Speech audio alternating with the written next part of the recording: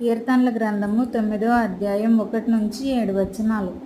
నా పూర్ణ హృదయముతో నేను యెహోవాను స్తుతించెదను. యెహోవా, నీ అద్భుత కార్యములన్నిటినీ నేను వివరించెదను. మహోన్నతుడా, నేను నిన్ను గూర్చి సంతోషించి హర్షించుచున్నాను. నీ నామమును కీర్తించెదను. నీవు నా పక్షమున వాచమాడి నాకు న్యాయము తీర్చుచున్నావు. నీవు సింహాసనాసీనుడవై న్యాయమును బట్టి తీర్పు తీర్చుచున్నావు.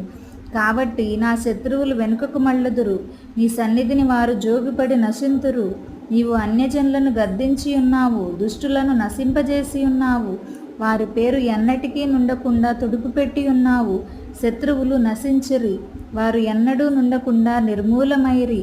నీవు పెళ్లగించిన పట్టణములు స్మరణకు రాకుండా బొత్తిగా నశించెను. యెహోవా శాశ్వతముగా సింహాసనాసీనుడై ఉన్నాడు.